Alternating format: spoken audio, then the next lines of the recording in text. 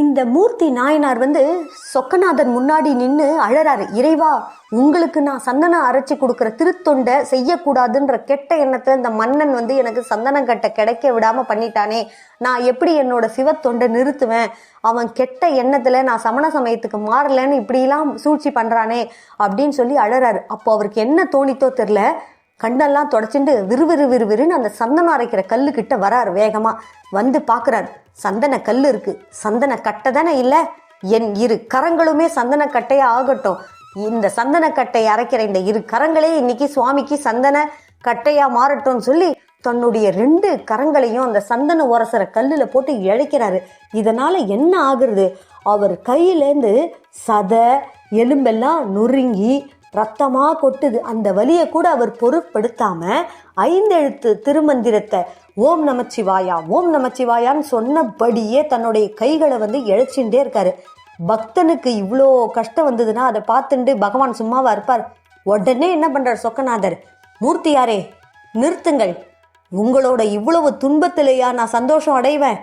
என் பக்தன் யாரும் எப்போதும் துன்பப்பட்டு என்ன ஆனந்தப்படக்கூடாது, அவங்க ஆனந்தத்தோட என்ன மகிழ்ச்சி படுத்தணும், அதுதான் எனக்கு பேரானந்தம், இதுதான் என்னோட விருப்பம் அப்படின்னு சொல்லி அவரோட கைகளை என்ன பண்றாரு, முந்தி இருந்தது போலவே பழைய நிலைக்கு நல்லபடியா மாத்தி விட்டுறார் எம்பெருமான்.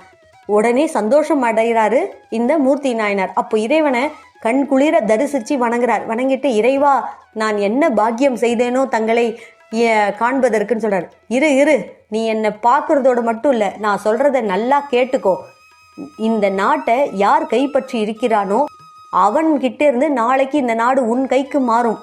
உடனே நீ என்ன பண்ணணும், இந்த நாட்டை பொறுப்பா எடுத்துட்டு நல்லாட்சி புரிந்து இறுதியில என்னோட திருவடிக்கு சேரு, இதுதான் என்னுடைய கட்டளை அப்படின்னு சொல்லிட்டு மறைஞ்சு போயிடுறார். மூர்த்தி நாயனாரும் அதை கேட்டுட்டு ரொம்ப சந்தோஷப்பட்டுட்டு, இறைவனின் திருவுளம் அதுவானா நிச்சயமா நான் அதை செவ்வேனே சிறப்பாக செய்து முடிக்கிறேன்னு சொல்லி சொக்கநாதரை பார்த்து தன்னுடைய மன விருப்பத்தையும் நன்றியும் சொல்லிட்டு அங்கேருந்து கிளம்பி வீட்டுக்கு வந்துடுறார். இப்போ என்ன ஆகுது, மறுநாள் காலையில் பார்த்தா மன்னன் ராத்திரியே மரணம் எய்திட்டான் அப்படின்னு சொல்லி ஊர் முழுக்க தகவல் பரப்பி எல்லாரும் அரண்மனைக்கு போகிறாங்க. போனால் மன்னன் இறந்து விடுகிறான் முன்தினம் இரவே. இப்போ நாட்டுக்கு ஒரு மன்னன் தேவை. அப்போ அந்த காலத்துலலாம் என்ன பண்ணுவாங்க, இன்னைக்கு தான் நம்ம எலெக்ஷன் ஓட்டெல்லாம் போடுறோம், அப்போ அப்படிலாம் கிடையாது. யானை கிட்ட மாலையை கொடுப்பாங்க, ஊர் பொதுமக்கள் எல்லாருமே நின்றுட்டு இருப்பாங்க. அப்போ யானை யார் கழுத்துல போய் மாலை இடுதோ அவங்க தான் ராஜான்னு முடிசூட்டுவாங்க.